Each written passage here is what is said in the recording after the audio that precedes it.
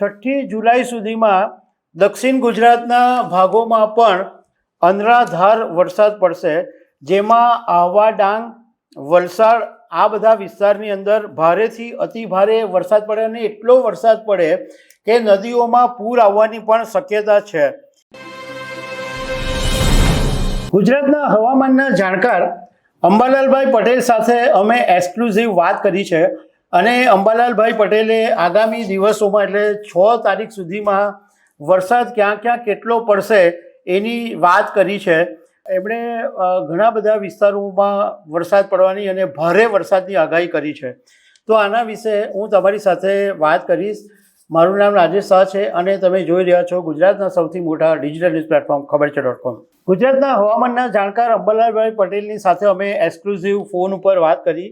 એમણે કીધું કે આગામી 48 કલાકની અંદર રાજ્યના ઘણા બધા ભાગોની અંદર અનરાધાર વરસાદ થવાની શક્યતા છે. ભારેથી અતિ ભારે વરસાદ પડે.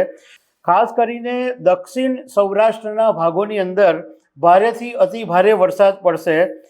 6 જુલાઈ સુધીમાં દક્ષિણ ગુજરાતના ભાગોમાં પણ અનરાધાર વરસાદ પડશે, જેમાં આહવા, ડાંગ, વલસાડ આ બધા વિસ્તારની અંદર ભારેથી અતિ ભારે વરસાદ પડે અને એટલો વરસાદ પડે કે નદીઓમાં પૂર આવવાની પણ શક્યતા છે. નવસારીના ભાગોમાં પણ ભારે વરસાદની આગાહી છે અને ભરૂચમાં પણ ભારે વરસાદની આગાહી છે. અંબાલાલભાઈ પટેલે કીધું કે સુરતની અંદર પણ 6 જુલાઈ સુધીમાં ભારેથી અતિ ભારે વરસાદ પડવાની સંભાવના છે. આ ઉપરાંત ઉત્તર ગુજરાતના કેટલાક ભાગોની અંદર ભારેથી અતિ ભારે વરસાદ પડી શકે. મહીસાગરના ભાગોમાં પણ કેટલાક વિસ્તારોમાં ભારે વરસાદ પડી શકે.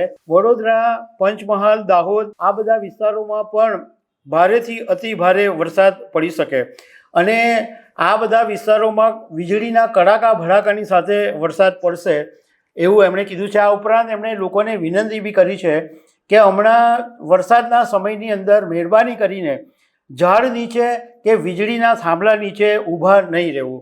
આ ઉપરાંત એમણે નક્ષત્રની વાત કરી છે.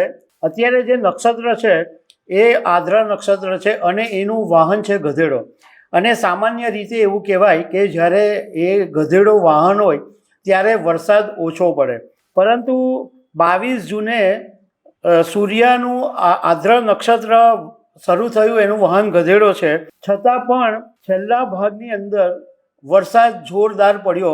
એમણે એવું કીધું કે સૂર્યના મૃગશિર નક્ષત્રમાંનું વાહન દેડકો હોવા છતાં વાવણી લાયક વરસાદ ન થયો. એટલે સૂર્યનું જે મૃગશિર નક્ષત્ર છે એનું વાહન દેડકો છે અને દેડકો વાહન હોય તો વાવણી લાયક વરસાદ પડે, પરંતુ જૂન મહિનાની અંદર વાવણી લાયક વરસાદ બિલકુલ ન પડ્યો. હવે 6 જુલાઈ પછી સૂર્ય પુનઃવસુ નક્ષત્ર છે અને એનું વાહન ઘોડો છે અને ઘોડો વાહન હોય ત્યારે પણ વરસાદ ઓછો પડે, પરંતુ 6 જુલાઈ પછી પણ ભારે વરસાદ થવાનો છે એવું અંબાલાલભાઈ પટેલે કીધું છે. તો દર્શક મિત્રો, આવા અનેક અપડેટ સાથે મળતા રહેશું. આભાર.